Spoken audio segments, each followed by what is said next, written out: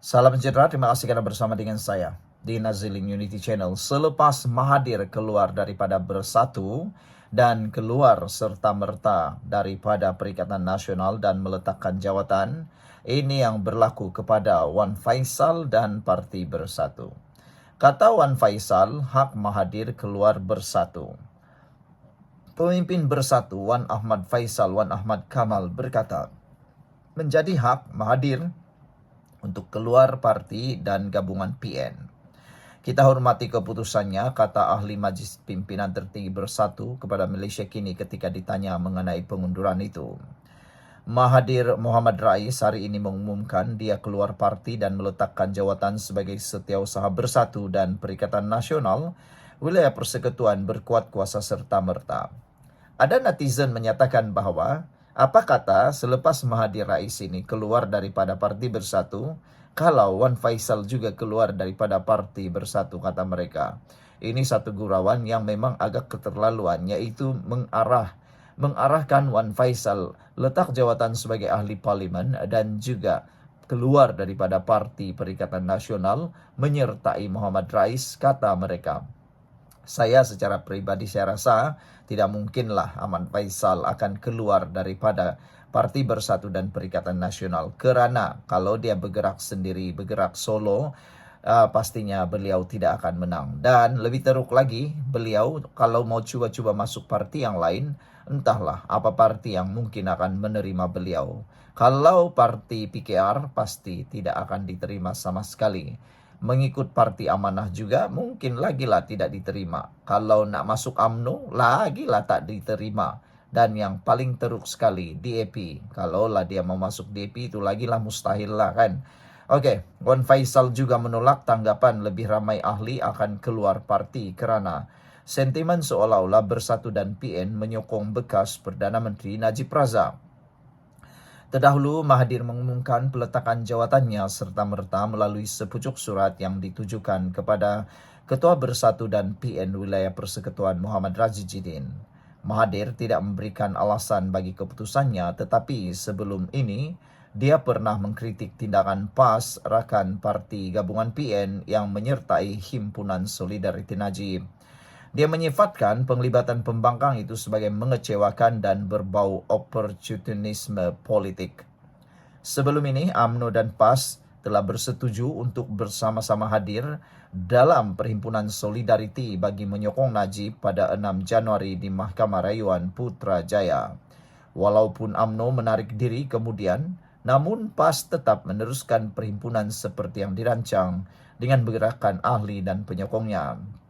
Pada Kamis, Wan Faisal yang turut hadir dalam perhimpunan itu berkata partinya tiada masalah dengan tindakan PAS mempertahankan Najib secara agresif. Jelas ahli parlimen macam itu, kehadiran pemimpin PN dalam perhimpunan itu juga kerana titah edendum yang diperjuangkan Najib membabitkan isu kepentingan awam. Tapi ada netizen yang menyatakan bertanya soalan penting. Kata mereka, titah edendum untuk Najib itu diperjuangkan bukan untuk kepentingan awam, kata netizen, tapi untuk kepentingan politik PAS semata-mata. PAS hanya mahu menunggangnya, kata mereka. Apa kepentingan untuk awam, untuk titah edendum itu? Tidak ada apa-apa. Ianya hanya untuk mau dapatkan tahanan Najib. Kalau Najib berjaya, apa pula kepentingan awam? Itu yang menjadi persoalan. Jadi PAS sebenarnya yang ada kepentingan dan manfaat politik. Sekian dulu untuk kali ini. Jangan lupa tinggalkan komen Anda. Salam sejahtera. Terima kasih kerana menonton channel ini. Sekali lagi, wajah sebenar PAS timbul. Namun demikian, sebelum saya berikan apa yang membayangkan wajah sebenar PAS, ada satu komen di dalam channel ini menyatakan bahwa PAS mungkin akan berusaha masuk ke Sabah dan Sarawak. Untuk kenapa? Untuk meraih undi. Karena cita-cita mereka untuk mahu menjadi kerajaan tidak akan kesampaian sampai bila-bila. Sekiranya mereka tidak dapat menawan ataupun dapat bekerja sama dengan mana-mana ahli parlimen daripada Sabah dan Sarawak. Dan sudah tentu PAS sukar untuk menembusi Sabah dan Sarawak. Kerana Sabah dan Sarawak, seperti yang diketahui, tidaklah ekstrim di dalam mana-mana pergerakan sama ada agama maupun bangsa. Di Sabah dan Sarawak menolak idea politik ekstrim. Oleh sebab itulah, dijangkakan PAS tidak akan menjadi kerajaan sampai kiamat, sampai bila-bila. Kenapa? Kerana mereka kekal akan kekurangan kerusi, walaupun mereka bekerja sama dengan sesiapa. PAS hanya mampu menjadi kerajaan pada era Perikatan Nasional kerana UMNO Barisan Nasional bekerja sama pada waktu itu. Lihat saja, selepas Barisan Nasional tidak bekerja sama lagi di dalam Perikatan Nasional, tidak lagi bekerja sama dengan Perikatan Nasional, PAS tidak akan jadi kerajaan. Oleh sebab itulah, ada satu mengatakan bahawa tidak mustahil, kononnya dalam satu laporan di Sinar Harian hari ini, kononnya menulis bahawa tidak mustahil Perdana Menteri datang daripada PAS. Ada netizen kata, tidak mustahil untuk bermimpi daripada siang sampai kiamat. Itu karena kata mereka, selagi Sabah dan Sarawak tidak dapat dipancing, dipikat oleh PAS, selagi itulah PAS tidak akan cukup kerusi. Kerana di Semenanjung Malaysia, kawasan campuran dan juga kawasan yang bukan kawasan majoriti Melayu, PAS sukar untuk menang, terutamanya di kawasan bandar. Kerana sikap PAS yang terlalu ekstrim dalam politik, itulah yang menyebabkan ramai yang tidak suka, ramai yang tidak menyokong PAS.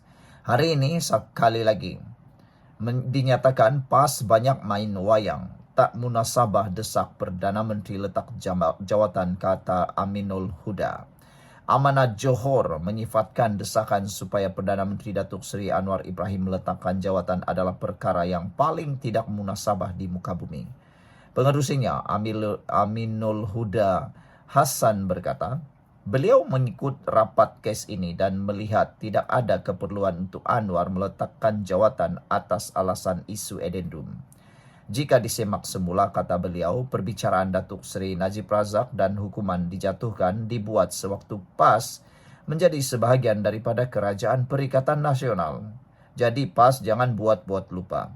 Persoalannya, mengapa PAS membisu 1000 bahasa tanpa memberikan sebarang cadangan pengampunan diraja terhadap Najib pada ketika itu pula?